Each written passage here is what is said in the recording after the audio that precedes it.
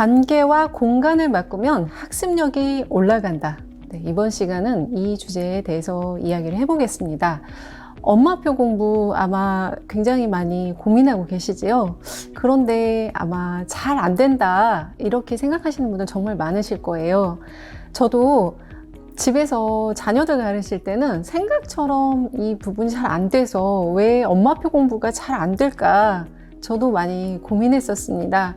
자, 우리가 생각할 때 가장 공부 잘하는 사람 하면 딱 떠오르는 사람 어떤 사람인가요? 수능 만점자 아닌가요? 네. 올해는 수능 만점자가 몇 명이 나왔다. 수능 만점은 뭐 어떤 공부를 했다. 뉴스에서도 막 보도가 아주 크게 되지요. 자, 수능 만점자를 대상으로 해서 정말 다양한 연구가 있었습니다. 실제로 수능 만점자가 어디에서 주로 공부를 했는가 이런 조사가 있었어요. 참 재미있게도 그리고 또 아주 흥미롭게도 수능 만점자들은 집에서 공부하지 않았습니다. 그럼 어디서 했을까요?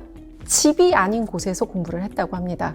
즉 수능 만점자 90%는 집이 아닌 곳에서 공부를 했습니다. 독서실 또는 기숙사에 자기 공부하는 장소, 도서관 이런 데서 공부를 했어요. 그리고 이 10%들만 집에서 공부를 했는데 그것도 그냥 공부하지 않았습니다. 자기 방에 이렇게 사방에 막혀 있는 독서실에서 쓰는 책상 있죠? 그런 책상을 가져다 놓고 거기에서 공부를 한다거나 아니면 암막 커튼을 쳐서 빛이나 소리로부터 차단을 시킨 그런 공간에서 공부를 한다거나 이렇게 했습니다.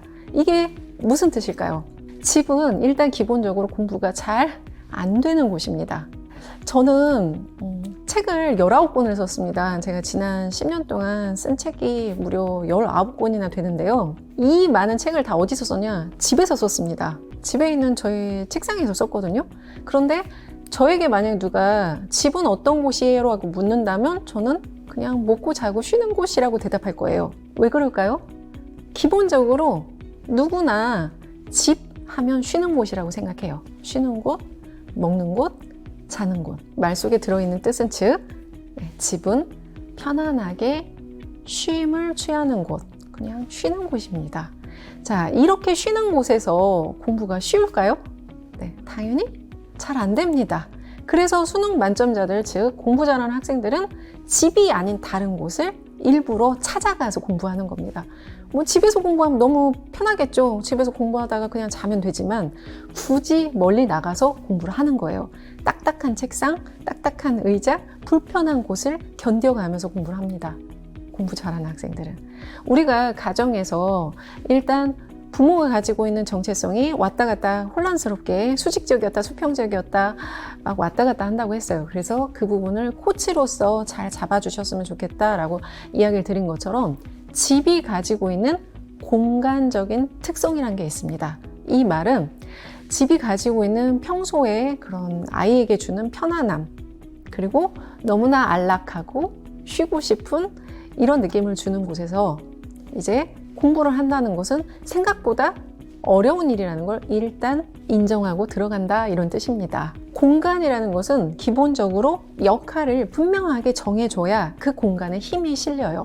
자, 교회 하면 기도하는 곳, 예배 드리는 곳이에요. 관광지 하면 사람들이 북적이는 곳이에요. 즉, 공간마다 가지고 있는 독특한 에너지와 힘이 있습니다. 집도 마찬가지예요. 밥을 먹는 곳에서는 밥만 먹는 것이 좋고 공부를 하는 곳에서는 정말 딱 공부만 해줘야 합니다. 그래서 이 공간에 대한 힘을 분명하게 역할을 구분해주고 역할을 부여해 주셔야 아이가 그곳에서는 아, 난 여기 앉으면 공부를 하는 거구나. 이 자리에 앉아서 엄마랑 공부를 하겠네. 오늘 20분 동안 엄마랑 같이 수학을 공부해야지.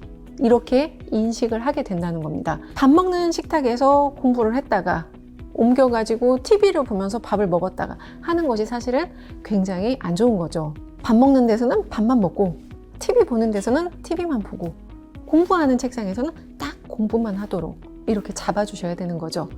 공부가 어려운 공간에서 아이가 공부를 해야 되는 이런 상황을 될 수 있으면 만들지 않는 게 좋고 그리고 여태까지는 이게 혼재되어 있었다면 이 부분들을 구분을 명확하게 이렇게 나눠주시는 게 좋은 거죠. 특히나 오랜 시간 집중하기 어려운 그런 환경과 공간이라는 부분을 항상 염두에 두고 아이가 최소한 20분 정도의 집중은 발휘할 수 있도록 그 시간만큼은 가정에서도 조금 신경을 써주시는 게 좋겠죠. 예를 들어서 제가 MBC 공부가모니에 출연했을 때도 그런 똑같은 그런 사연이 있었어요. 아이들 셋이 있는 그런 북적북적하는 그런 가정에서 모든 가족 구성원들이 함께 모여가지고 식탁에서 공부를 한단 말이죠. 그때 드렸던 솔루션도 공부하는 공간을 명확하게 나누어 주어라 이거였습니다.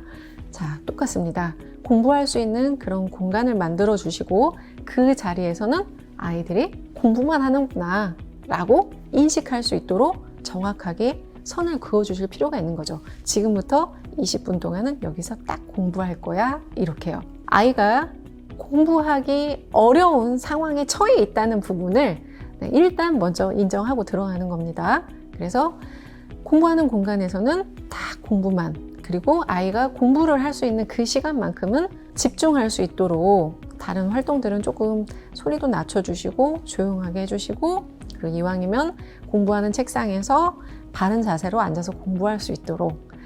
제가 뒤에서 다른 클래스에서 또 이야기를 드리겠지만 공부를 시작할 때 가장 중요한 것 중에 하나가 정리와 정돈입니다. 깔끔하게 주변을 잘 치운 다음에 공부를 시작할 수 있도록 해주시는 게 아주 좋습니다. 그래서 여기에서는 엄마랑 같이 딱 20분만 공부할 거야. 알았지? 여기서 딱 20분만 같이 해보자. 이런 식으로. 그래서 집중력을 조금씩 키워가시는 그런 지도를 해주셔야 합니다. 가정에서 아이와 함께 학습하면서 이 부분들 꼭 염두에 두셨으면 좋겠습니다.